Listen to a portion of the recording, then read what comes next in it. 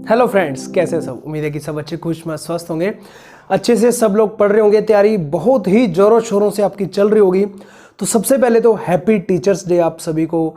बहुत बहुत आपको जो है ना अध्यापक दिवस की बहुत बहुत शुभकामनाएं। जैसा कि आप सभी लोग जो है ना टीचर से जुड़े हुए हैं मेरे साथ ज़्यादातर, और आप टीचिंग प्रोफेशन में ही जाना चाहते हैं, ठीक है। तो आपकी तरफ से सुबह की विशेष आ रही हैं, तो बहुत बहुत तहे दिल से आपका धन्यवाद। और जो मेरी तरफ से भी आप सभी को यही एक कामना है कि जल्दी से जल्दी आप गवर्नमेंट जॉब लगें, जिस भी सेक्टर में जाना चाहते हैं बहुत अच्छे से, मतलब अपना जो है ना ओहदा आप निभाएं और बहुत हजारों लाखों बच्चों के जीवन में प्रकाश डालें। तो यही एक उम्मीद के साथ, एक कामना के साथ मैं आपको सभी के लिए दुआ करता हूँ कि जितना जल्दी हो सके आप जीवन में सक्सेसफुल हों और अच्छे टीचर बने, ठीक है। और मैं अपने खुद को बोलना चाहता हूँ कि मैं भी दिन भर प्रतिदिन अपने काम में सुधार करूँ और भी ज़्यादा से ज़्यादा आपको जितना हो सकता है बढ़िया से बढ़िया कंटेंट आपको लाकर देता रहूँ, ताकि आपकी प्रिपरेशन के अंदर किसी भी प्रकार की कोई बाधा ना रहे, ठीक है। तो चलिए, आज जो है हम करने वाले हैं वो यूपी टीजीटी मैथमेटिक्स का जो हम सोल्यूशन कर रहे थे उसका है पार्ट नंबर 2, जिसके अंदर हम आगे नेक्स्ट क्वेश्चन डिस्कस करेंगे। तो चलिए चलते हैं स्क्रीन के ऊपर। चलिए फ्रेंड, अब हम आ चुके हैं स्क्रीन के ऊपर। तो कल की जो वीडियो थी जिसके अंदर हमने 24 क्वेश्चन जो डिस्कस किए, और बहुत ही आपका प्यार मिला, बहुत ही अच्छा लगा, ठीक है। और काफ़ी लोगों ने लाइक भी किया। टीचिंग का स्टाइल हो गया, या क्वेश्चन को कराने का ढंग हो गया, या उसकी शॉर्टकट ट्रिक्स होगी। तो आज हम जो करने वाले हैं 25 से लेकर के आगे तक जितना भी पोर्शन हम कवर कर पाएंगे, तो जल्दी जल्दी इस सारे क्वेश्चन पेपर को हम जो है ना फिनिश कर देते हैं। और जो लेक्चर्स जो है अलग से जो चल रहे हैं, मतलब चैप्टर वाइज, वो आपको एप्लीकेशन के अंदर देखने को मिलेंगे। टेस्ट सीरीज होगी, पीडीएफ फाइल्स होगी, जितना भी स्टडी मटेरियल आपका यूपी टीजीटी मैथमेटिक्स एग्जाम का है, चाहे तो DSSS भी एग्जाम के लिए भी है, वो सारा वहाँ पे देखने को मिलेगा। तो चलिए स्टार्ट करते हैं क्वेश्चन नंबर 25 से।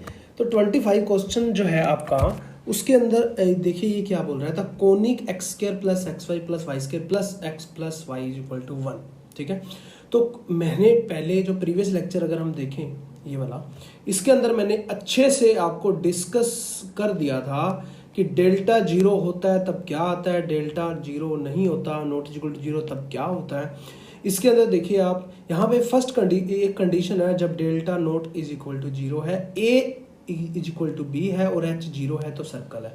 अब यहाँ पे गलती होने के चांसेस क्या है, मेरा पेपर कराने का जो ढंग है ना, वो मैं पहले ये सोचता हूँ कि वो पेपर के अंदर हम क्या सोचते हैं, हम किस तरीके से करते हैं और एक्चुअल में हमें किस तरीके से करना चाहिए। बहुत सारे ऐसे क्वेश्चन है जो मैं ऐसे करवाऊंगा आपको बिना पेन चलाए। तो यहाँ पे अगर हम देखें, यहाँ पे अगर एक सेकंड, यहाँ पे अगर हम देखें x square plus x y plus y square plus x plus y plus 1 is equal to 1, तो यहाँ पे अगर मैं कंपेयर करूँ a x square plus b y square, a की वैल्यू 1 आ रही है, बी की वैल्यू भी 1 आ रही है, ठीक है। यहाँ पे अगर मैं देखूँ ए की वैल्यू भी 1 है, बी की वैल्यू भी 1 है। और यहाँ पे एच की अगर मैं वैल्यू देखूँ, ठीक है, एच की अगर मैं वैल्यू देखूँ वो कितनी है मेरी 1/2, और जी की अगर मैं वैल्यू कंपेयर करूं तो वो है 1/2, ठीक है। ऐसे ही सी की वैल्यू मैं कंपेयर करूं तो -1 है, ठीक है। ये यहाँ पे वही बात है, इक्वेशन आप लिख लेना, a x square plus b y square plus 2hxy plus 2gx plus 2fy plus में c इज इक्वल टू 0, ठीक है ना, समझ गए। अब यहाँ पे जब मैंने कंपेयर किया तो अब हमने क्या देखना है, डेल्टा देखना होता है। पहले डेल्टा 0 है या नहीं है, उसके बाद ही हम डिसाइड कर सकते हैं कि क्या होगा, ठीक है। अब अगर आपको पता है जब डेल्टा 0 नहीं होता तो सर्कल बनता है, इलिप्स बनता है, पैराबोला बनता है, हाइपरबोला बनता है, मतलब इलिप्स, हाइपरबोला और पैराबोला दिया हुआ है। अगर डेल्टा 0 आ जाता तो डायरेक्ट इन तीनों को छोड़ करके डायरेक्ट आंसर आ जाएगा मेरा ये वाला, समझ रहे हो ना थोड़ा, क्योंकि पिछले वाले में अभी हमने देखा अगर delta not is equal to 0 है तब मेरा ये सर्कल, इलिप्स, पैराबोला, हाइपरबोला बनता है। अगर मेरा इनमें से कोई नहीं है, इसका मतलब इनमें से आंसर होगा, इस पेयर स्ट्रेट लाइन होगा, डेल्टा इज इक्वल टू 0 होगा। तो अब जो है मैं मेन निकालता हूँ डेल्टा, ठीक है। डेल्टा मेरा फिर से मैं थोड़ा सा रिमाइंड आपको करा देता हूँ, ABC plus 2FGH minus AF square minus BG square minus CH square. Previous lecture अगर किसी ने नहीं देखा तो वो देख लेना और एप्लीकेशन जरूर डाउनलोड कर लेना, ये सिर्फ आपके लिए है, टीजीटी मैथ के लिए। अब हम देखते हैं डेल्टा, जब मैंने निकाला इसको वैल्यू पुट कर देना ए बी सी सारा, delta not is equal to 0 आ रहा है, ठीक है। और delta not is equal to 0 है, तब हमें क्या चेक करना होता है, तब हमें एच चेक करना होता है, ठीक है, एच स्क्वायर। तो यहाँ पे जब मैंने एच स्क्वायर चेक किया, एच स्क्वायर क्या आ गया 1/4, 1/4 है। फिर ए बी चेक किया, ए बी क्या आ रहा है 1 आ रहा है, ए बी क्या आ रहा है 1 आ रहा है, मतलब 1/4 1 से छोटा है, बिल्कुल है। तो एच स्क्वायर जब ए बी से छोटा होता है तो मेरा क्या बनता है, एलिप्स। तो मेरा क्या आ गया आंसर, एलिप्स, ठीक है। तो आंसर आ गया मेरा एलिप्स। बस आप बस इस चीज़ को ध्यान में रख लो। अभी 2 क्वेश्चन इस टाइप के हो चुके हैं, अभी 1-2 और क्वेश्चन भी आएंगे इस टाइप के, बट मतलब सिर्फ इस टेबल से जो है ना क्वेश्चन आपका निकल जा रहा है। तो टेबल याद रखने में क्या दिक्कत है आपको। चलिए नेक्स्ट क्वेश्चन जो है question number 26। If y axis is generator line of the cone, ये वाला सारा, देन वैल्यू ऑफ बीज। अब देखिए ये भी चुटकियों भर का सवाल है। अगर आपको अच्छे से आता है, मतलब ढंग से आपको समझ में आता है क्वेश्चन, तो आपका आंसर निकल गया और आप नेक्स्ट क्वेश्चन पे जा सकते हो। कैसे, अभी मैं आपको बताता हूँ। जब भी हमारा एक्स एक्सिस जनरेटर होता है, एक्स एक्सिस जो है ना मेरा, इसको मैं हिंदी वाले जो देखना चाहे यहाँ से देख सकते हैं, फिर मैं थोड़ा सा यहाँ पे इधर कर रहा हूँ, ठीक है। अगर मेरा एक्स एक्सिस जनरेटर होता है तो मैं क्या करता हूँ, 1 0 0 पुट करता हूँ एक्स वाई जेड को, ठीक है। तो जब भी मैं, अब इस इक्वेशन के अंदर आप पुट कीजिए तो मेरा क्या आ जाएगा, a into 1 is equal to सारा का सारा 0 आ जाएगा, देख लो चाहिए आप, क्योंकि हर किसी में वाई जेड है। तो यहाँ पे मेरा आंसर आ रहा है a इज इक्वल टू 0, ठीक है। अब यहाँ पे हमारा क्या है, वाई एक्सिस जनरेटर है, और आपके पेपर में आएगा जब जेड एक्सिस जनरेटर होगा या एक्स एक्सिस जनरेटर होगा तब आंसर क्या आएगा। जब वाई एक्सिस जनरेटर है तब मैंने पुट क्या करना है 1 0 1, तब मेरा सिर्फ b इज इक्वल टू 0 आ रहा है। इस इक्वेशन के अंदर पुट करो, जो भी इक्वेशन हमें गिवन है एक्स स्क्वायर प्लस इस सारे के अंदर b इज इक्वल टू 0 आ रहा है, बाकी सारे 0 हो जाएंगे। ऐसे ही अगर मेरा जेड एक्सिस जनरेटर होगा तो 0 0 1 आपने पुट करना है, तब आंसर मेरा c इज इक्वल टू 0 है। बट इसके अंदर क्या है, वाई एक्सिस जनरेटर है, तो आंसर मेरा क्या है, b इज इक्वल टू 0। उसने वही पूछा है b इज इक्वल टू क्या आएगा, समझ गए। अब पेपर के अंदर आप बैठे थे, आपको ये चीज़ ध्यान थी सारी, आपने क्या देखा, वाई एक्सिस जनरेटर है, इसका मतलब b 0 है। एक्स एक्सिस जनरेटर होता तो मतलब a 0 होता, और जेड एक्सिस जनरेटर होता तो यहाँ c दिया होता, c 0 होता, ठीक है। चलिए नेक्स्ट क्वेश्चन है, फिर से वही आ गया कि सेकंड डिग्री को इक्वेशन दी हुई है और उसको बताओ वो सर्कल है, एलिप्स है, पॉइंट है या नन ऑफ अबोव है, ठीक है। अब यहाँ पे वही बात, यहाँ पे अब ध्यान देने की बात है कि हमने जो अभी किया पीछे, delta not is equal to 0 है 0, पहले वही चेक करना है। अदरवाइज कुछ लोग क्या चेक करेंगे, यहाँ देखिए a 2 है और b भी 2 है, 2 इज इक्वल टू 2, मतलब a is equal to b हो गया, और यहाँ पे h है ही नहीं, मतलब h x y है ही नहीं, 2hxy, तो h 0 हो गया। यहाँ से कुछ लोग ऐसे सोचेंगे a is equal to b हो गया, मतलब 2 हो गया, और h इज इक्वल टू 0 हो गया, तो ये बन गया मेरा सर्कल। यहाँ पे देखिए a is equal to b है और h 0 है, तो सर्कल है। बट यहाँ पे एक कंडीशन है कि delta not is equal to 0।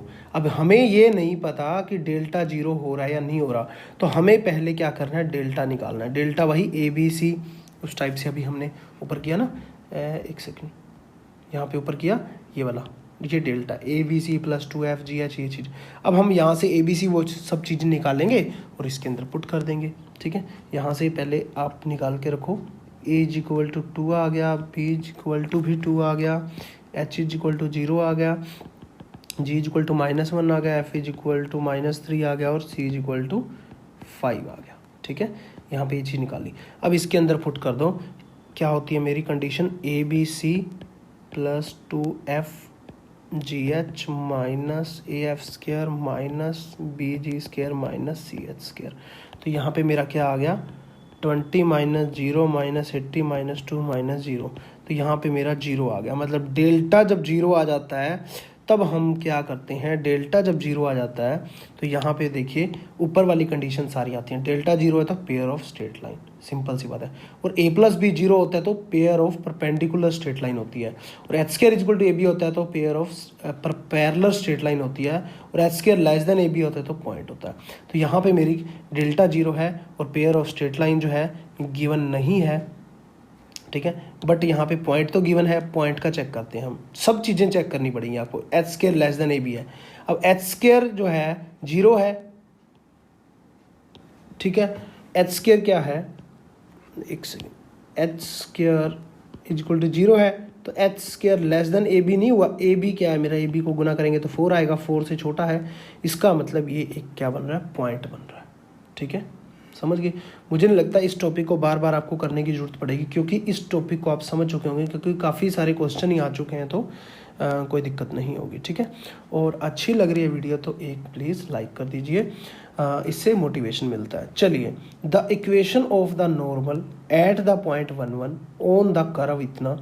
अब सिंपल सी बात है, या तो आप एनसीईआरटी जब आप स्टूडेंट्स को पढ़ाते हो उसके अकॉर्डिंग करो कि 1 1 पॉइंट से कोई इक्वेशन जा रही है, उसकी नॉर्मल हमें निकालनी है। ये कर्व पे, इस कर्व को ना डिफ्रेंशिएट कर दो, इसका m1 निकाल लो, मतलब एक स्लोप निकाल लो, उसको -1 बाय में स्लोप कर दो तो वो नॉर्मल की स्लोप आ जाएगी। तो 2 पॉइंट हमें गिवन है, y minus y1 is equal to normal की जो है ना स्लोप आ गई इनटू में x माइनस x1, ठीक है। वो आपका आंसर आ जाएगा। एक तो ये तरीका है, बट आप पेपर में बैठे हो, आपके पास टाइम कम है, तो सिंपल सी बात है, जो पासिंग थ्रू पॉइंट है उस पॉइंट से कोई भी कर्व पास कर रही है, वो कर्व जो होगी, जो इक्वेशन आएगी नॉर्मल की, वो पॉइंट तो सेटिस्फाई करेगी ना। तो पॉइंट डायरेक्ट पुट करके देखते हैं। 1 + 1 नॉट इज इक्वल टू 0 आ रहा है, answer cut. 1 + 1 + 1 not is equal to 0 आ रहा है, आंसर कट। 1 1 पॉइंट हमें पुट करने। यहाँ पे 1 - 1 इज इक्वल टू 0 सेटिस्फाई कर गया तो मेरा आंसर है। यहाँ पे 1 - 1 कभी भी 1 नहीं होता, तो ये answer cut. Option number c correct है, ठीक है। पेपर में आप बैठे हो उसी अप्रोच से करना। अगर आप वैसे देखना चाहो, बाई चांस 2 ऑप्शन क्लैश हो जाते, तब आप क्या करते, तो एक्चुअल मेथड भी आपको पता होना चाहिए, ठीक है। तो यहाँ देखिए एक्चुअल मेथड क्या है, हमारे को क्या गिवन है, 2y is equal to -x² + 3 और यहाँ पे 2y डैश आ गया -2x, ठीक है। और 2 से 2 कैंसिल हो गया, y डैश मतलब m1 स्लोप मेरी -1 आ गई। स्लोप अगर मैं देखूँ तो, ठीक है, स्लोप की अगर हम बात करें -1 आ गई। m2 जो है मेरी नॉर्मल की स्लोप क्या आ जाएगी, 1 आ जाएगी। सिंपल है, -1/1 माइनस प्लस हो जाएगा तो 1 आ जाएगी। अब ये सेकंड स्लोप 1 आ गई, तो अब 2 पॉइंट फॉर्म क्या है, y माइनस y1 मतलब 1 1 पॉइंट दिए हुए हैं, नॉर्मल की स्लोप x माइनस x1। तो यहाँ पे y - 1 is equal to x - 1 आ गया। इसको जब मैं सोल्व करूंगा तो x - 1 is equal to y आ जाएगा। आंसर मेरा फिर भी सेम है। तो ये था एक्चुअल मेथड, ये था शॉर्ट ट्रिक, ठीक है। चलिए, शॉर्ट ट्रिक तभी आप सीखते हो जब बार बार क्वेश्चन को करते हो, तभी आपको ध्यान में रहती है। अदरवाइज आप सोचोगे ना अभी मेरे को ध्यान में रह जाएगी, बाकी सारे क्वेश्चनों पे अप्लाई हम कर लेंगे, तो वो पॉसिबल नहीं होता। जब तक आप उस शॉर्टकट ट्रिक के 8-10 क्वेश्चन जो है नहीं लगा लेते टेस्ट सीरीज़ के अंदर जो हम प्रोवाइड कराते हैं, या खुद से भी जो भी आपके पास स्टडी मटेरियल है, तब तक जो है ना आप उसमें माहिर नहीं हो सकते। द वैल्यू ऑफ π/4 से π/3 dx upon sine square x cos square x। जब भी इस टाइप से होता है हम क्या करते हैं, इंटीग्रेशन के अंदर हमने पढ़ा, मैंने आपको क्या पढ़ाया था, जब भी कोस स्क्वायर x इस टाइप से, इसको डिवाइड कर दो कोस की पावर 4x से और मल्टीप्लाई कर दो, तो एक कोस स्क्वायर x तो कट जाएगा, जो बाकी का है वो ऊपर चला जाएगा। तो हम क्या करते हैं, देखिए π/4 π/3 dx है, इसको मैं डायरेक्ट लिख ही लेता हूँ।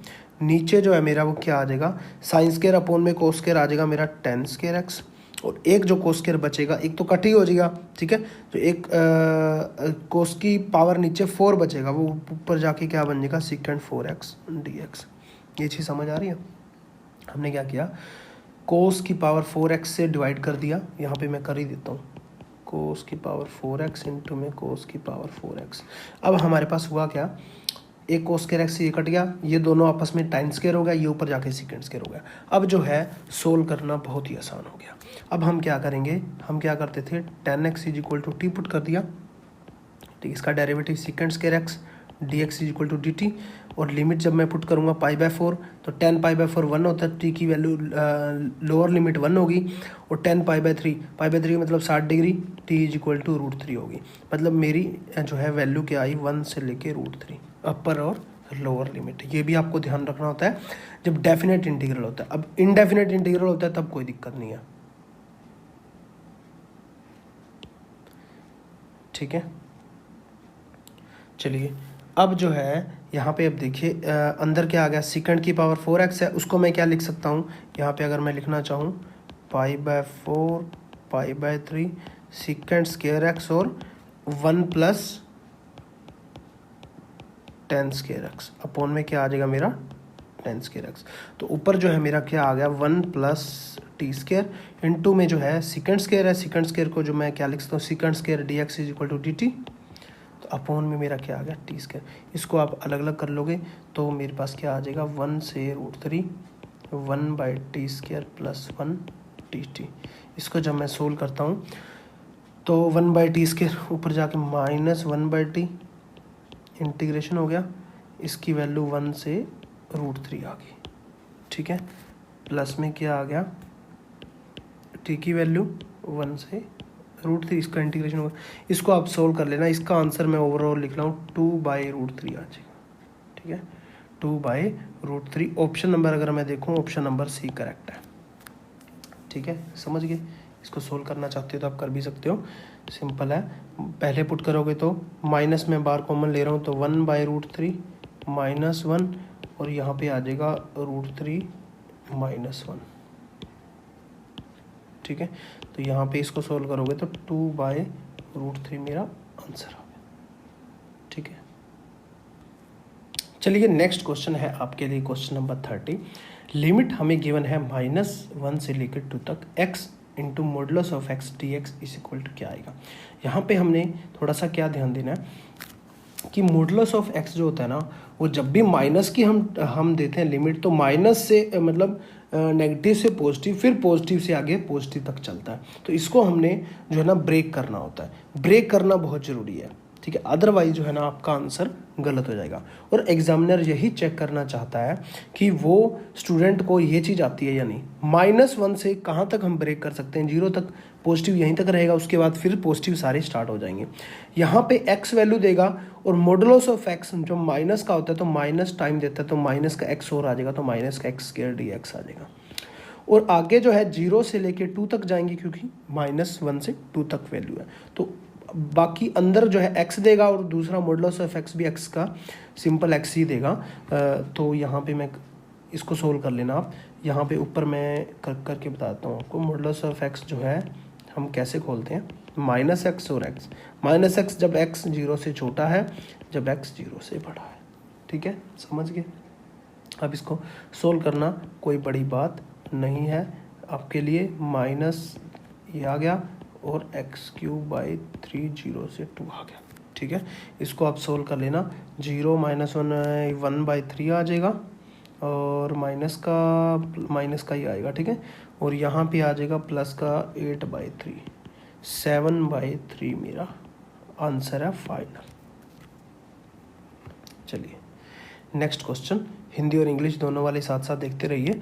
नेक्स्ट क्वेश्चन है HCF, हाईएस्ट कॉमन फैक्टर, महत्व समापवर्तक of x³ - x² + 4x - 4 and x⁻6 - 1। ये जो क्वेश्चन है ना HCF LCM हमारी, ये कहाँ से आ रहे हैं, हमारे अर्थमेटिक एंड न्यूमेरिकल एबिलिटी से, ठीक है। ये जो क्वेश्चन होते हैं ना आपकी 9th 10th वाले जो है ना, मैं वीडियोस करवाई हुई हैं, ठीक है, वो मैं उसके अंदर ऐड करूँगा आपके कोर्स के अंदर।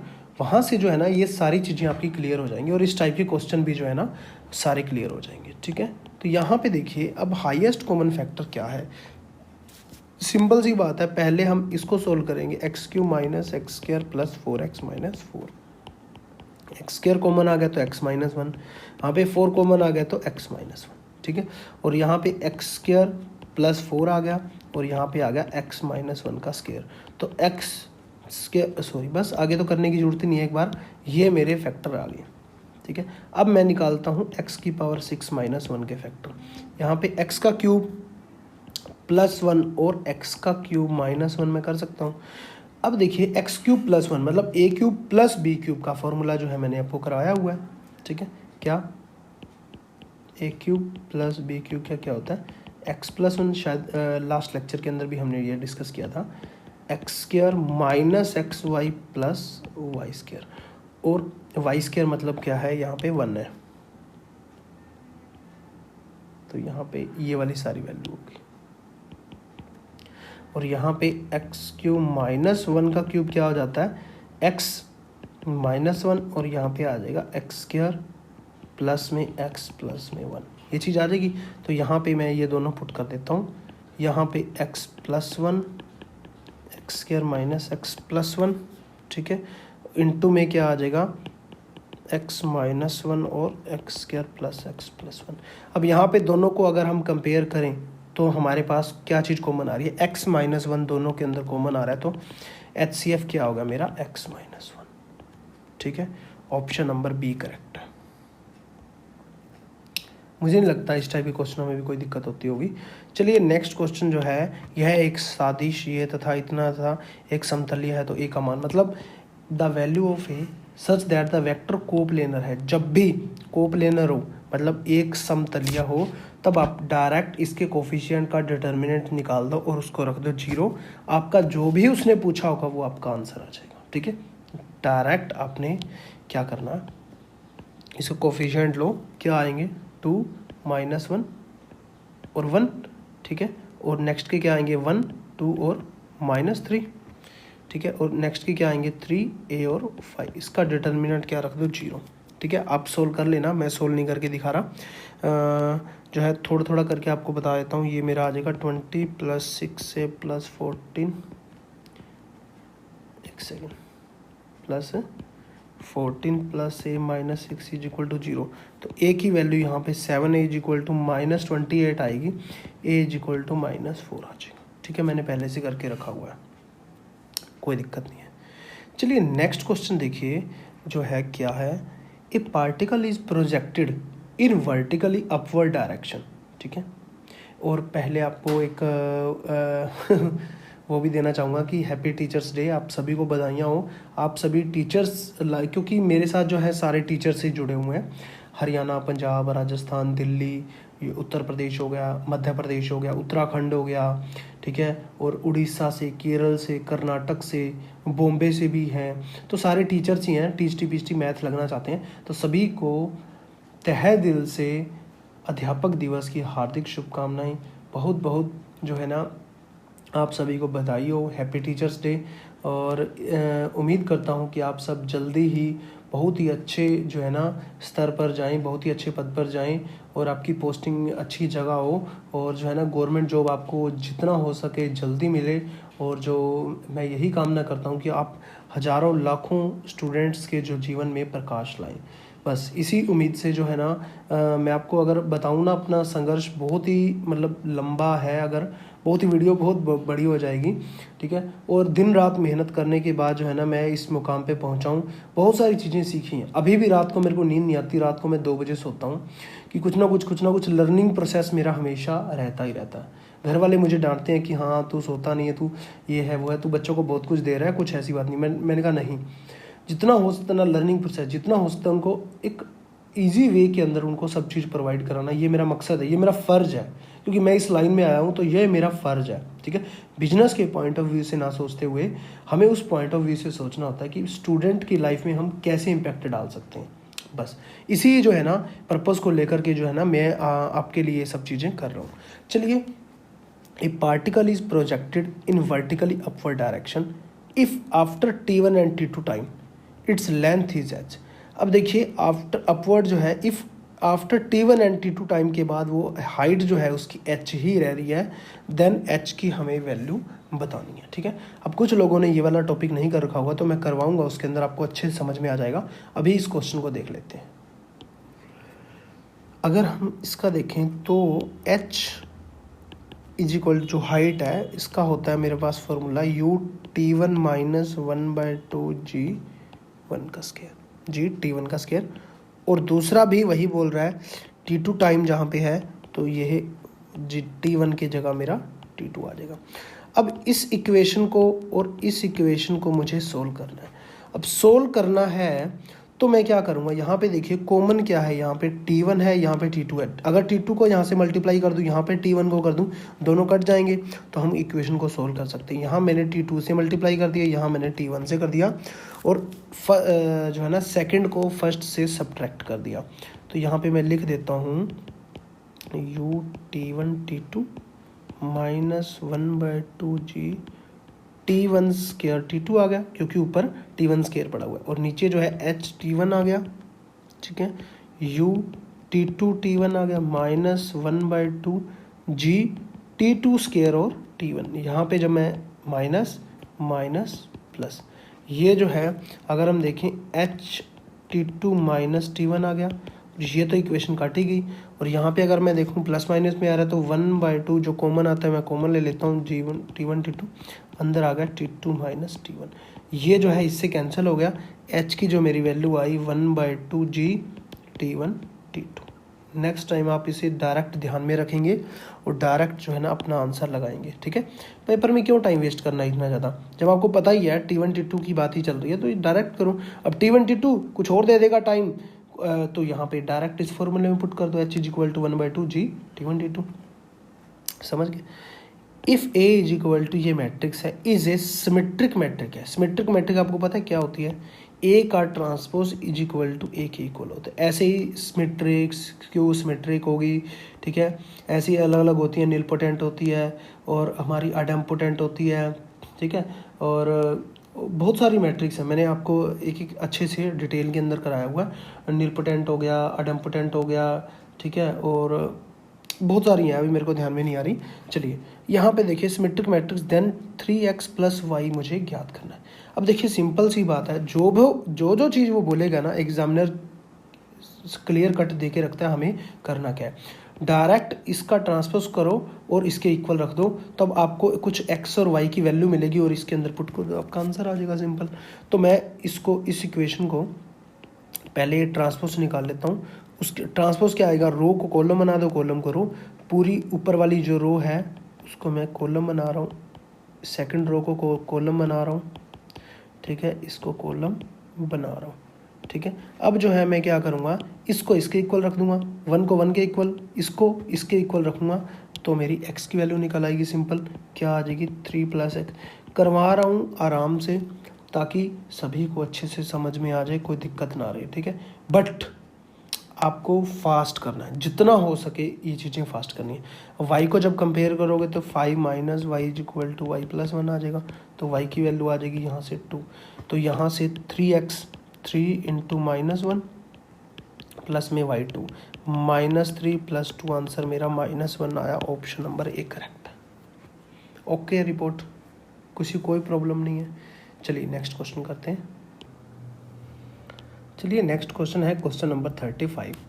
If in any projectile maximum height, projectile वाला क्वेश्चन हमने पहले भी किया, मैंने आपको बताया था रेंज और हाइट का अलग अलग फॉर्मूले थे, is equal to horizontal range. अब वो क्या बोल रहा है, प्रोजेक्टाइल जो है मैक्सिमम हाइट वो रेंज के इक्वल है then the angle of projection. Simple है, वो फॉर्मूला बेस ही पूछता है। वो क्या पूछ रहा है, आर इज इक्वल टू, वो कह रहा है एच है, तो आर की वैल्यू जो रेंज होती है मेरी वो क्या होती है, u² sin 2θ, ठीक है, अपॉन में क्या होती है मेरी g, और यहाँ पे जो है मेरी क्या होती है, हाइट जो होती है u² sin θ अपॉन में 2g।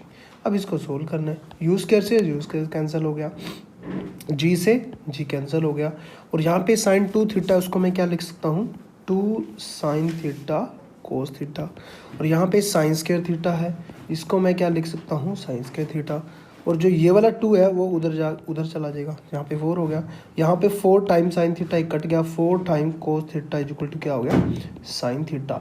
यहाँ से tan θ क्या आ गया, इसको इधर ले जाएंगे तो क्या आ गया मेरा 4, θ की वैल्यू मेरी क्या आई, tan 1/4, ठीक है, ऑप्शन नंबर 4 करेक्ट है, ठीक है, समझ गए। चलिए नेक्स्ट क्वेश्चन करते हैं, बिल्कुल आसान सा है, कॉम्प्लेक्स का है। If omega is a complex number root of unity, ठीक है, complex cube root of unity दिया हुआ है, then 1 plus omega square up to omega की पावर 100 इज इक्वल टू। पहले आप खुद से ट्राई कीजिए कि पहले तो क्यूब रूट ऑफ यूनिटी का मतलब वही है कि आप पढ़ते आए हो कि omega cube is equal to 1 है और 1 plus omega square is equal to 0 है, ठीक है। अब ये जो बन रही है वो क्या बन रही है, एक जीपी सीरीज बन रही है। आप कॉमन रेशियो देखो, इसको इससे डिवाइड करो, इसको इससे डिवाइड करो, तो क्या आ रहा है, कॉमन रेशियो हमेशा ओमेगा आ रहा है, ठीक है। तो यहाँ पे आर इज इक्वल टू क्या है, ओमेगा आ रहा है कॉमन रेशियो। जीपी सीरीज बन रही है, ये जीपी सीरीज में मतलब ज्योमेट्रिकल प्रोग्रेशन हमने सीक्वेंस सीरीज के अंदर पढ़ा। उसका फॉर्मूला क्या है, a इंटू आर की पावर n-1 अपोन में r-1। a मेरी फर्स्ट टर्म होती है 1 होगी, r जो मेरी कॉमन रेशो होता है ओमेगा हो गया, n पावर 100 होगी, ठीक है, 100 तक जा रहा है, -1 अपोन में ओमेगा -1। अब पावर 100 को हम कैसे जो है वो करते हैं, पावर अगर ओमेगा की मैं 100 है 3 से डिवाइड करता हूँ, ठीक है, तो 3 से डिवाइड करता हूँ तो 1 ही हो जाएगी, मतलब 33, ठीक है ना, समझ रहे हो। मतलब अगर मैं ऐसे करना चाहूँ कि ओमेगा की पावर 33 थी 99 और ओमेगा बच गया, ये ओमेगा ही आ गया टोटल, क्योंकि ओमेगा क्यूब तो 1 ही होता है। तो ऊपर क्या आ गया, ओमेगा -1, और नीचे भी क्या आ गया, ओमेगा -1, दोनों कट के आंसर क्या आ गया, 1। ऑप्शन नंबर कौन सा है, एक सेकंड, यहाँ पे कोई गलती होगी हमारी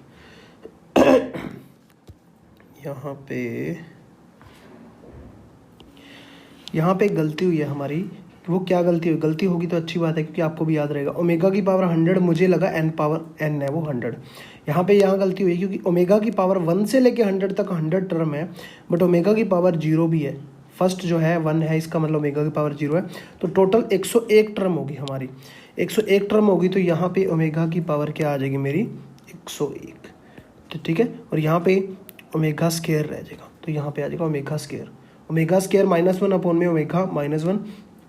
तो जब मैं इसको सोल्व करता हूँ तो मेरे पास क्या आ जाएगा, ओमेगा +1 ओमेगा -1, ठीक है, ओमेगा -1 कट जाएगा, मेरा आंसर आएगा 1 प्लस ओमेगा। समझ गए, कोई दिक्कत नहीं है। चलिए नेक्स्ट क्वेश्चन करते हैं।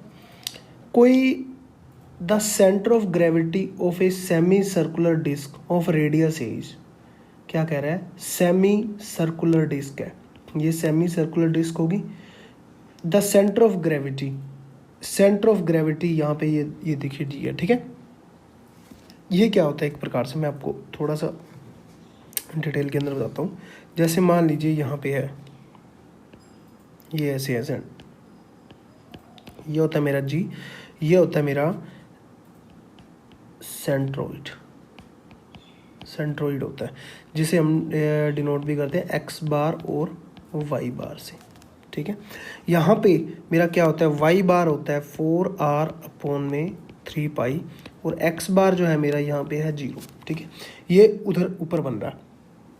अब जो है इस साइड बनेगा, जब ये वाला जो है इसको अगर हम देखें, इसके अंदर x बार जो है वो बनेगा मेरा 4r/3 पाई, और y बार इसके अंदर 0 है, क्योंकि x एक्सिस के इस साइड बन रहा है, अलोंग बन रहा है, वो y एक्सिस के अलोंग बन रहा है, तो x एक्सिस जो है ना, x बार 0 है, ठीक है, समझ रही हो।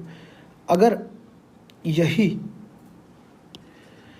एक चीज़ आती है सेमी सर्कुलर आर्क, उसका भी मैं आपको बताता हूँ, पहले इसको हम सोल्व कर लेते हैं। तो x बार जो है मेरा क्या आ गया, 4r जो इसने दिया हुआ है वो a दिया हुआ है, रेडियस है a, और r जो होता है रेडियस होती है, तो 4a/3 पाई, और y बार आ गया 0। आंसर क्या आया, 4a/3 पाई और 0। समझ रही हो, इसमें तो कोई दिक्कत नहीं है, 4a/3 पाई और 0। ऑप्शन नंबर हो गया मेरा सी करेक्ट है। अब इसी के अंदर एक चीज़ और होती है मेरी, वो क्या होती है कि अगर सेमी सर्कुलर आर्क की वो बात करता, तब मेरे पास क्या हो जाता, 2r/3 पाई 0, ठीक है, 2r/3 पाई 0। समझ गए, बस कुछ नहीं है, उसका और हाफ कर दिया। सेमी सर्कुलर आर्क की बात करता है तो और हाफ कर दिया, जैसे 4r/3 पाई था, यहाँ पे 2r/3 पाई हो गया। समझ गए, मुझे नहीं लगता कोई दिक्कत होगी। चलिए नेक्स्ट क्वेश्चन है, थोड़ा सा मैं इसको साफ कर लेता हूँ। इतने में जो है ना आप क्वेश्चन कीजिए। क्वेश्चन जो है मेरा वो क्या है, फर्स्ट 43वां देखिए, if a plus b plus c is equal to 5 है, a plus b a b plus b c plus b is equal to 10 है, then a cube plus b cube plus c cube minus 3 ये मैंने आपको जो है ना formula कराया हुआ है, और शायद इसके अंदर भी आया था, और काफ़ी सारी वीडियोज़ और भी हैं, मुझे ध्यान नहीं रहता, काफ़ी सारी वीडियो जो है ना पब्लिकली की हुई है यूट्यूब पे भी, तो उसके अंदर भी मैंने ये बताया हुआ। ये बिल्कुल 9th 10th लेवल का जो है ना क्वेश्चन रहता है। इसको कैसे सोल्व करते हैं, सिंपल, आपको एक फॉर्मूला पता होना चाहिए जिसकी हेल्प से ना आप इसको कर सकते हो। बट ये करने से पहले हमारा 37 था ना, 37 के बाद 38 क्वेश्चन आना था, वो करते हैं हम। चलिए 43 पहले कर लेते हैं, कोई बात नहीं, अब हम देख ही लिया तो कर ही लेते हैं, उसके बाद हम फिर चलते हैं 38 पे। तो यहाँ पे जो मेरा फॉर्मूला होता है वो होता है a cube plus b cube plus c cube minus 3abc is equal to, जो मेरा होता है वो a plus b plus c, ठीक है, एक सेकेंड, इसको मैं इधर कर लेता हूँ, a square plus b square plus c square minus a b minus b c minus c. इसको 3 टाइप से और भी लिख सकते हैं अलग अलग, तो वो मैं अभी नहीं लिख रहा, उसमें नहीं जा रहा।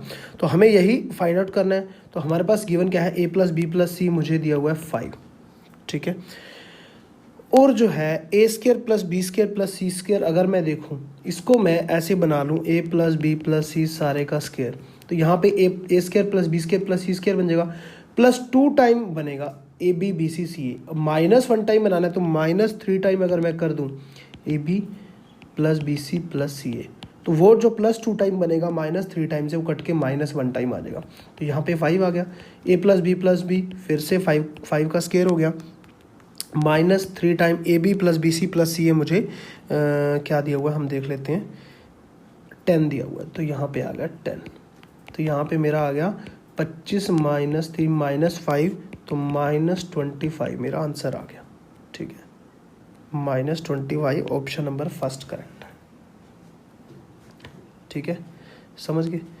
चलिए वो थोड़ा सा आगे पीछे हो गया, क्वेश्चन नंबर 38 यहाँ पे है। चलिए इसको हम करते हैं, ये बिल्कुल आसान सा क्वेश्चन है। क्वेश्चन थोड़े बड़े होते हैं इसलिए हमें लगता है ना पेपर के अंदर ही से इसको छोड़ दिया जाए, बट ये अर्थमेटिक के क्वेश्चन है, जो कमर्शियल मैथ जो आपका यूपी टेट में आता है। तो ये मैंने अच्छे से जो है ना टॉपिक जो है ना उसके अंदर मैं डाल दूँगा, बहुत अच्छे से बढ़िया तरीके से मैंने ये टॉपिक कराया हुआ है, आपका कोई भी क्वेश्चन रुकेगा नहीं।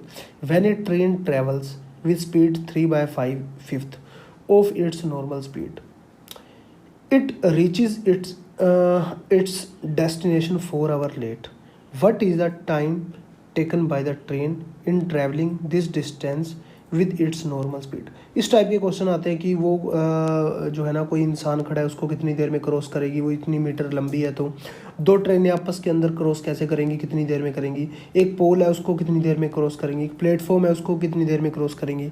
इस टाइप से अलग अलग जो है ना क्वेश्चन, बहुत टाइप के क्वेश्चन इसमें रहते हैं। तो सारे टाइप मैंने जो है ना उसके अंदर कवर कराए हैं।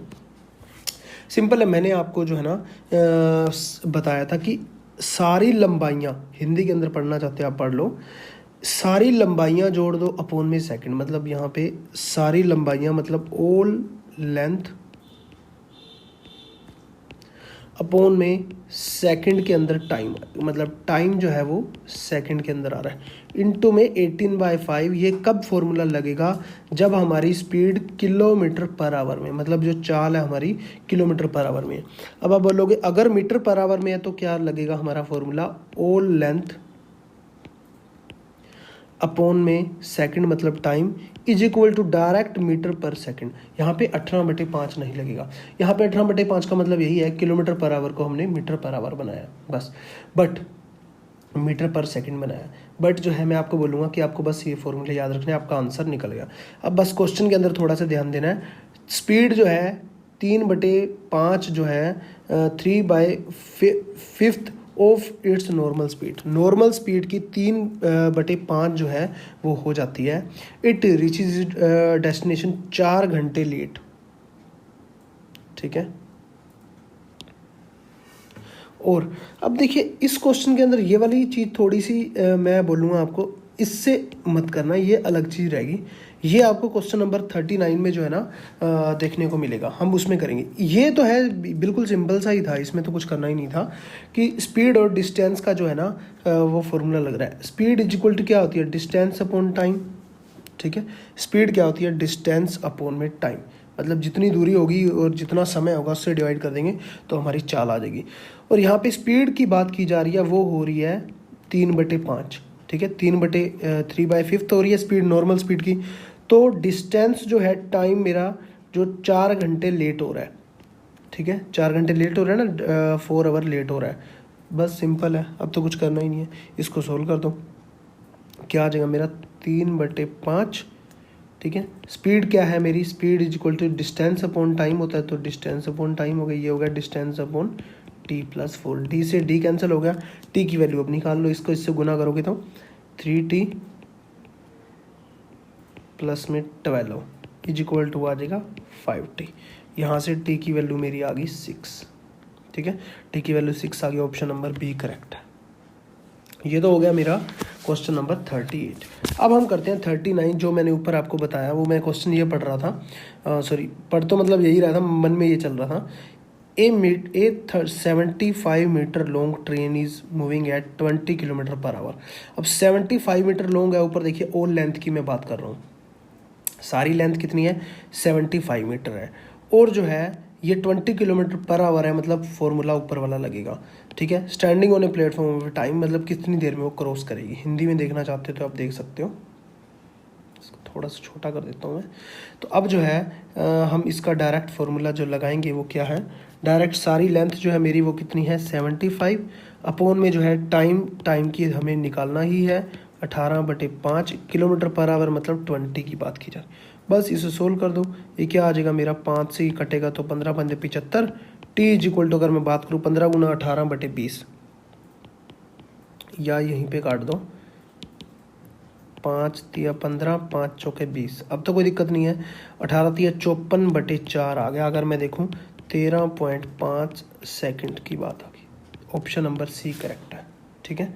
आप देख सकते हो फॉर्मूला जो ऊपर हमने यहाँ पे लिखा हुआ है ये वाला, इसकी हेल्प से जो है मैंने डायरेक्ट इस क्वेश्चन को निकाल पाया, समझ गए। चलिए नेक्स्ट क्वेश्चन करते हैं, question number 40। 3 dices are thrown randomly, the probability of coming 3 in 1 at least 1 die. मतलब कोई 3 डाइज हैं, ठीक है, प्रोबेबिलिटी हमने निकालनी है कि 3 आए एट लीस्ट 1, कम से कम एक डाई के अंदर, तो मतलब 3 आना ही चाहिए। 1 2 3 4 5 6 होता है डाई की, ऊपर आपने डाई देखी है ना इस टाइप से, जो भी ऊपर नीचे होता है, हम ऐसे भी थोड़ा सा डिनोट करते हैं इसे, सॉरी, समझ गए हैं। तो जो अब इसको सोल्व करने के देखिए, अब 3 डाई है मेरे पास, 1 2 और 3, इस टाइप से मैं ले रहा हूँ, ठीक है, चाहे आप इस टाइप से बना लेना। कम से कम प्रोबेबिलिटी मैंने निकालनी है 1, मैं एक में से ऐसी प्रोबेबिलिटी निकाल देता हूँ जो कि एक में भी 3 नहीं आता, मतलब 3 नहीं आता तो प्रोबेबिलिटी मतलब 3 ना आने की, 3 ना आने की, दूसरी में भी, तीसरी में भी 3 ना आने की। तो अब प्रोबेबिलिटी उसकी आ जाएगी जिसमें एट लीस्ट 3 आएगा ही आएगा, सिंपल है। 1 - 3 ना आने की, 3 ना आने की कितनी प्रोबेबिलिटी हो सकती है, क्योंकि यहाँ पे क्या होता है मेरा 1 2 3 4 5 और 6, 3 ना आने की कितनी, टोटल कितनी बच गई, बाकी 5 बच गई, तो 5, टोटल प्रोबेबिलिटी कितनी है 6, टोटल 6 है। ऐसे ही यहाँ पे भी 5/6 और यहाँ पे भी 5/6, यहाँ पे आ जाएगा 1 - 125 और यहाँ पे आ जाएगा 216, यहाँ पे कट के 91/216 मेरा आंसर आ गया, ऑप्शन नंबर बी। देखिए इतने दो लाइनों के जो है ना क्वेश्चन पूछे जाते हैं, अभी हमने 40 क्वेश्चन लगभग कर चुके हैं। चलिए नेक्स्ट क्वेश्चन देखिए वो क्या है, if the algebraic sum of the deviation of 10 observation measured from 15 is 7 then the mean. अब इसके अंदर होता क्या है, इसका जो algebraic sum of the deviation of 10, ठीक है, 10 जो है उसका जो हमने निकालना है ऑब्जर्वेशन मेजर्ड फ्रॉम 15, मतलब उनका जो सम है वो 7 है, बट वो 15 से मेजर किया जा रहा है, मतलब कोई भी है, हम उसको x1 x2 x3 up to x10 मान के 15 उसमें से माइनस कर देंगे। उन सभी का सम जो है वो कह रहा है 7 है। पहले क्वेश्चन को समझना ज़रूरी है, ठीक है। इस क्वेश्चन को हम कर रहे हैं, तो मैंने क्या मान लिया, x1 minus 15, x2 minus 15 up to x10 minus 15, सभी का सम जो है वो 7 है, ठीक है। समझ गए, कोई दिक्कत नहीं है। अब सभी का सम अगर मैं देखूं तो वो मेरा क्या आ रहा है, x1 plus x2 up to so on x10 minus 15 10 बार है तो माइनस 150 हो गया, तो उधर जाके 150 प्लस का हो जाएगा तो 157 हो जाएगा, क्योंकि 7 आ रहा है ना सभी का सम। सभी समझ गए, सभी का सम जो है 7 आ रहा है। तो यहाँ पे अब देखिए, अब हमारा उसने क्या बोला है, अलजेब्राइक सम, मतलब मीन निकालो, उसका अर्थमेटिक मीन निकालो। अर्थमेटिक मीन क्या था, टोटल जितनी भी वो हैं, ठीक है, x1 x2 x3 up to x10 तक टर्म है, 157 बनता है। टोटल 10 है तो 10 से डिवाइड कर दो, मेरा मीन निकल जाएगा 15.7। यहाँ तक किसी को कोई डाउट नहीं होगा, कोई खास क्वेश्चन नहीं था। चलिए नेक्स्ट क्वेश्चन लेते हैं, जो कि क्वाड्रेटिक से है। सिंपल है, हमने किया था कि कब कोई इक्वेशन जो है नो सोल्यूशन देती है या मैनी सोल्यूशन देती है या जो है ना यूनिक सोल्यूशन देती है, आपको ध्यान में होगा।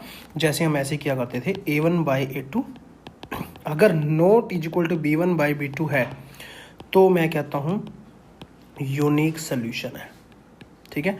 और जब मेरा b1/b2 note is equal to c1/c2 होता था, तब मैं क्या बोलता था कि नो सोल्यूशन है। और यहाँ पे a1/a2 ये इक्वल होता था, ठीक है। और मेरा अगर तीनों इक्वल थे, a1/a2 b1/b2 is equal to c1/c2, तब मैं क्या कहता था, इन फाइनाइट मैनी सोल्यूशन, ठीक है। ये चीज़ आपको ध्यान में होगी। अब यहाँ पे नो सोल्यूशन की बात की जा रही है, मतलब ये इक्वेशन हम यूज करेंगे सेकंड वाली, कि नो सोल्यूशन के अंदर a1/a2 is equal to b1/b2 तो होता ही है। अब a1 क्या है, यहाँ पहली इक्वेशन से मैं कंपेयर करूँगा। अगर मैं देखूँ ये क्या है, मतलब ax plus b y plus c की फॉर्म में है, तो a1 क्या आ गया मेरा 2 आ गया, दूसरी इक्वेशन में 6 आ गया, ठीक है। b1 वहाँ आ गया माइनस के, इधर आ गया माइनस का 12, माइनस माइनस प्लस हो गया, और यहाँ पे 6 दूनी 12 हो गया, 2 दूनी 4 हो गया, k इज इक्वल टू मेरा 4 आ गया। सो सिंपल है, समझ गए, कोई दिक्कत नहीं है। तो ऑप्शन नंबर बी करेक्ट है। चलिए नेक्स्ट अब चलते हैं, क्वेश्चन नंबर 43 तो हमने कर ही लिया था, 44 करते हैं। चलिए पहले आप स्टेटमेंट देख लीजिए, फिर हम इस क्वेश्चन को करते हैं। If log x4 plus log x16 plus log x64 is equal to 12 है, then the value of x। Simple है, log की प्रॉपर्टी है, हमें पता ही है। पहले इसको सिंपली खोल लेंगे, वैसे पेपर के अंदर बैठा होता तो मैं डायरेक्ट करता, ठीक है। कैसे करता वो अभी मैं आपको बताता हूँ। सिंपल तरीके से अगर आप करना चाहो तो log x नीचे आ जाएगा, log x सभी के नीचे आएगा, तो मैंने एलसीएम ले लिया, ऊपर आ गया log 16 प्लस में log 64 इज इक्वल टू 12। अब log m plus log n plus log p q जो भी है वो क्या हो जाते हैं मेरी, हमने log की प्रॉपर्टी पढ़ी हुई है, वो सारे मल्टीप्लाई हो जाते हैं। तो log के अंदर जो भी है, अगर डिवाइड होता तो माइनस होते तो डिवाइड होता, प्लस में है तो मल्टीप्लाई हो जाएगा। क्या आ जाएगा मेरा 4 × 16 × 64 अपॉन में log x है, वो उधर जाके 12 × log x हो गया। यहाँ पे पावर आगे log के वो ऊपर पावर चली जाएगी, log x की पावर 12, और यहाँ पे log आ जाएगा 4 × 16 × 64। log से log कैंसिल हम कर देंगे, x की पावर 12, मतलब अब इनकी जो गुना आएगी ना, वो कितने की पावर कितनी बनती है वो हमें अब देखना है, ठीक है। तो यहाँ पे 2 की पावर में बनाता हूँ, 2 की पावर 2 बनेगी 4, प्लस में क्या बनेगा, 2 की पावर 4 होती है 16, वो मैं सारे के बेस सेम है तो पावर मैं सारी ऐड कर दूंगा। 2 की power 6 is equal to x की पावर 12। तो यहाँ पे 2 की पावर ऊपर देखिए 6 + 4 10 + 2 12, तो इक्वल आ रहा है, तो x इज इक्वल टू क्या आ गया 2। ऑप्शन नंबर ए करेक्ट है, समझ गए। चलिए क्वेश्चन नंबर है 45। If a b c are in A P and x y z are in G P, a B c A P के अंदर है, x y z G P के अंदर है, then the value of x की power b - c, y की power c - a, z की power a - b क्या आएगा। अब सिंपल सी बात है, इस क्वेश्चन को अगर आप ABC टाइप से करोगे तो बहुत लंबा पड़ जाएगा। मैं बोलूँगा ABC को AP के अंदर कुछ एग्जाम्पल मान लो, XYZ को GP के अंदर कुछ एग्जाम्पल मान लो, इसके अंदर पुट करके देखो, जो भी आपका आंसर आएगा वो बिल्कुल करेक्ट आएगा। ठीक है, आप ट्राई कीजिए, फिर हम करते हैं इसको।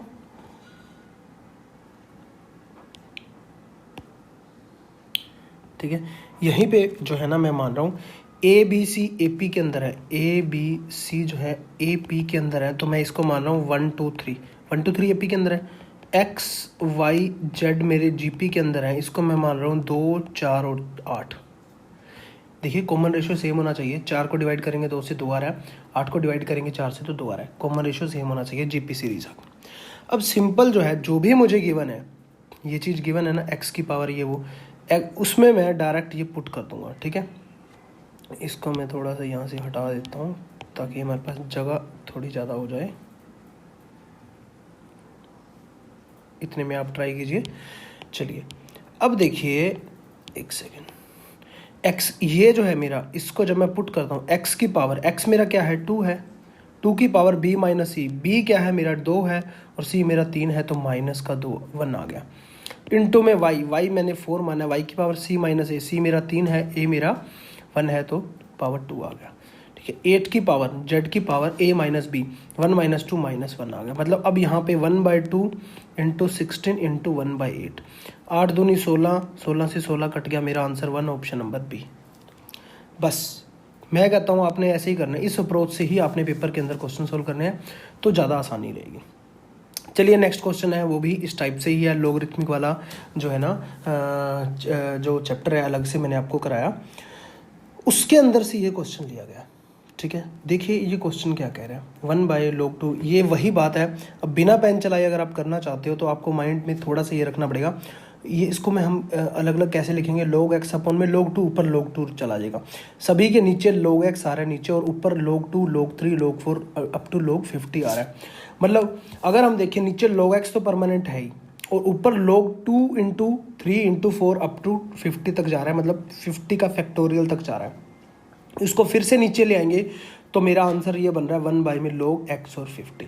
अब आप बोलोगे यार आपने तो बिना पेन चलाई कर दिया, पेपर में आपने इसी अप्रोच से करना, अदरवाइज इस क्वेश्चन में आप क्या, कुछ लोग ऐसे हैं जो 5 मिनट भी लगा देंगे। ठीक है, और जिनको आता है उनके लिए कुछ भी नहीं है, और फिर वही लोग बोलेंगे बाहर आके पेपर बहुत टफ था, हमें डर लग जाता है यार पेपर इतना टफ था, हो सकता है कि हम क्वेश्चन गलत ना कर आए हों और हम भी उसी चक्कर में रह जाते हैं। तो सिंपली अगर इसको सोल्व करेंगे तो ऊपर क्या आ जाएगा मेरा log2, मैं सभी को कंबाइन करके लिख रहा हूँ, 3 4 अप टू 50 अपॉन में क्या आ जाएगा log x, यही चीज़ आ जाएगी। इसको इक्वल ऊपर मैं क्या लिख सकता हूँ, log 50 का फैक्टोरियल, फैक्टोरियल इस टाइप से भी लिखा जाता है और 50 का फैक्टोरियल इस टाइप से भी लिखा जाता है, यहाँ पे हम लिख लेते हैं। ठीक है, यहाँ पे आ गया log x। अब इसको मैं दोबारा से फिर नीचे लाऊंगा तो 1 में log x अपॉन में क्या हो जाएगा log 50 का फैक्टोरियल, इसको मैं क्या लिख सकता हूँ 1 में log 50 का फैक्टोरियल और x, option number c correct है। ठीक है, कोई दिक्कत नहीं है, समझ गए। चलिए क्वेश्चन नंबर है 47, if G is a group of even order then it has an element A not is equal to E satisfy. अब देखिए G group of even order है, अब्स्ट्रैक्ट अलजेब्रा से क्वेश्चन लिया गया, ग्रुप थ्योरी होगी जो है ना, ग्रुप हो गया, फील्ड हो गया, रिंग हो गया, उस टाइप से इंटीग्रल डोमेन हो गया, वो सारा का सारा, वो भी मैंने आपको टॉपिक करवाने हैं तो उसके अंदर आपको मिल जाएंगे जो है ना एप्लीकेशन के अंदर, वहीं मैं आपको करवाऊंगा ये सारे टॉपिक। सारी वीडियोस यूट्यूब पे नहीं आती, कुछ एक वीडियोस पब्लिकली करते हैं ताकि उन लोगों की भी हेल्प हो जाए जो कि अफोर्ड नहीं कर सकते हैं। ठीक है, और जो सेल्फ स्टडी कर रहे हैं। चलिए इसको देख लेते हैं, पहले आपको वो अब्स्ट्रैक्ट अलजेब्रा वो पढ़ना पड़ेगा, अदरवाइज ये क्वेश्चन समझ में नहीं आएगा। ठीक है, यहाँ पे मैंने ग्रुप ले लिया एक EAPQ कोई भी। अब यहाँ पे देखिए अगर ये एक ग्रुप है तो ग्रुप के अंदर क्या होता है, जो भी एलिमेंट होता है ग्रुप के अंदर, जो भी एलिमेंट होता है उसका इन्वर्स एग्जिस्ट करता है, तो E का इन्वर्स तो ये हो गया। ठीक है, यहाँ पे है A is equal to E नहीं है, तो इसका मतलब ये जो A का इन्वर्स, मान लीजिए A का इन्वर्स है P या P का इन्वर्स है E, तो Q अकेला बच गया, इसका मतलब ये सेल्फ इन्वर्स होगा, Q का इन्वर्स क्या होगा, Q ही होगा। या अगर पी क्यू आपस में इन्वर्स बनाते हैं तो ए सेल्फ इन्वर्स बनाएगा। ऐसे ही अगर क्यू और ए आपस में इन्वर्स बनाते हैं तो पी सेल्फ इन्वर्स बनाएगा। समझ रहे हो ना इस चीज़ को। तो यहाँ पे अब हम क्या कर सकते हैं, अगर मैंने मान लिया लेट ए का इन्वर्स है पी, तो क्यू जो है वो सेल्फ इन्वर्स बनाएगा, मतलब q inverse is equal to q होगा, मतलब q square is equal to e हो जाएगा। Q square is equal to e, इसका मतलब क्या है, ऑर्डर अगर हम देखें ऑर्डर क्यू का कितना आ गया, 2 टाइम करने पे ई आया, तो ऑर्डर क्या आ गया इसका 2, ऑर्डर कितना आ गया 2। ऐसे ही हो सकता है कि ऐसे हमने क्यू का किया, ऐसे ही पी का भी हो सकता है, ऐसे ही ए का भी हो सकता है। ठीक है, तो एक अब हम देखें अगर सेटिस्फाई, ऐसे ही अगर मैं जब लेट किया मैंने कि P का इन्वर्स Q है तो A सेल्फ इन्वर्स बनाएगा, तो A का स्क्वायर इज इक्वल टू क्या हो गया, E हो गया। इसका मतलब ऑर्डर ऑफ A क्या हो गया मेरा 2 हो गया। ठीक है, और A square is equal to E, इसका मतलब ऑप्शन नंबर फर्स्ट करेक्ट है। ठीक है, ये चीज। ऐसे ही अगर A square is equal to E बोल सकता था, या P square is equal to E बोल सकता था, या Q square is equal to E बोल सकता था। PQ की जगह हम BC भी ले सकते थे, कुछ भी हम ले सकते हैं। ठीक है, उम्मीद है कि समझ में आ गया होगा। एक थ्योरम है इस पे बेस्ड, वो भी आपको जो है ना करनी जरूरी है। वो थ्योरम मैं बता देता हूँ। इफ जो सेट है मेरा, सेट इज इवन, देन पूरी थ्योरम की स्टेटमेंट नहीं लिख रहा, सिंपल बता रहा हूँ। अगर ये इवन ऑर्डर का है, इवन ऑर्डर का है मतलब 4 एलिमेंट है, इवन है, 6 एलिमेंट होते तो इवन होता, then odd number of element, odd number of element ऐसे होंगे जो कि सेल्फ इनवर्स होंगे। ठीक है, अब देखिए यहां पे क्या है, 4 एलिमेंट है, ऑर्डर 4 है, तो ओड नंबर ऑफ एलिमेंट है, जैसे 1 और 3, टोटल मतलब 3 है ना ओड नंबर ऑफ एलिमेंट। तो ओड नंबर ऑफ एलिमेंट मतलब 3 ऐसे हैं जो सेल्फ इनवर्स हो सकते हैं। ठीक है, कहने का मतलब यही है, बस थोड़ा सा इसको ध्यान में रखना, अदरवाइज आपको समझ में तो ये वाली चीज़ आएगी होगी। चलिए क्वेश्चन नंबर लेते हैं 48। Limit x tends to 1 minus root x upon में cos inverse x is equal to क्या आएगा। इसे तो कुछ भी नहीं है, सिंपली हमने सोली करना है। लिमिट पुट करेंगे तो 0/0 फॉर्म बन रही है। x टेंस टू 1 पुट करते हैं तो 1 माइनस 1 अपॉन में क्या आ रहा है, कोस इनवर्स 1 क्या होता है, 0 ही होता है। तो ये क्या आ गई, 0/0 फॉर्म आ गई। हम लिखते हैं ना कोस, एक सेकंड, कोस 0 क्या होता है मेरे पास, 1 होता है ना, तो यहाँ पे कोस इनवर्स 1 क्या होता है मेरे पास, 0। ठीक है, 0/0 फॉर्म आ गई, तो हम क्या करते हैं, एल हॉस्पिटल रूल लगाते हैं, ऊपर नीचे डेरिवेटिव करते हैं। ऊपर डेरिवेटिव करोगे तो क्या आ जाएगा, माइनस टाइम 1/2 रूट एक्स। ठीक है, और नीचे अगर करेंगे कोस इनवर्स एक्स का -1/1 प्लस एक्स के सारे का रूट, ये यहाँ से कट जाएगा। और जो है ना लिमिट एक्स टेंस टू 1 है तो 1 पुट करेंगे तो नीचे आ जाएगा 1/2, ये चला जाएगा ऊपर √2, सॉरी 1 + 1 माइनस एक्स स्क्वायर होता है ना, यहाँ पे गलती होगी हमारी, क्या होता है 1 माइनस एक्स स्क्वायर होता है, तो यहाँ पे भी क्या आ गया 0। तो ये टोटल ओवरऑल क्या आ गया 0, क्योंकि ऊपर 0 आ गया तो सारा आंसर 0, ऑप्शन नंबर 1 करेक्ट है। ठीक है, चलिए क्वेश्चन नंबर है 49 आपकी स्क्रीन के ऊपर, जल्दी से आपको इसका आंसर करना है। The value of r is equal to 1 से 9 है, साइन इनवर्स r π/18 है, तो इसका आंसर क्या आएगा।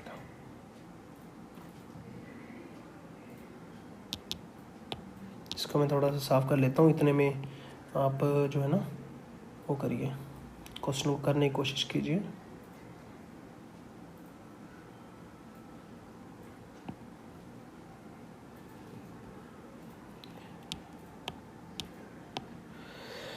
देखिए अगर मैं इसको खोलता हूँ समेशन को, तो मेरे सामने क्या बन रहा है, sine square π/18, r equal to 1 put कर दिया, 2 पुट कर दिया, तो क्या आएगा साइन इनवर्स 2 π/18। ऐसे ही चलता रहेगा, लास्ट में क्या आएगा मेरे पास, साइन स्क्वायर 8 π/18 प्लस में साइन स्क्वायर 9 π/18, क्योंकि 9 तक जाना है, 1 से लेके 9 तक है समेशन। अब अगर हम ध्यान से देखें, लास्ट वाला तो जो है ना पाई बाय 2 हो गया, तो वो तो हो गया 1, तो लास्ट में तो 1 आ ही गया।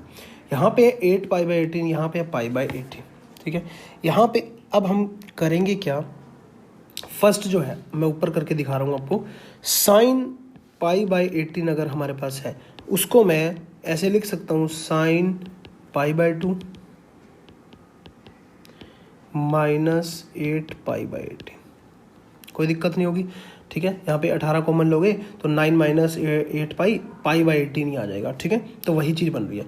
तो इसको साइन पाई बाय 2 है, तो इसको मैं पाई बाय 2 में से माइनस हो गया, तो ये कोस 8 पाई बाय 18 हो गया। मतलब ये सारा मेरे पास क्या हो गया, कोस स्क्वायर 8 पाई बाय 18। ये मैंने क्यों लिया, क्योंकि ये वाली जो टर्म है ये है मेरी साइन स्क्वायर 8 पाई बाय 18। अब ये दोनों अगर मैं मिला दूंगा तो 1 बन जाएगा।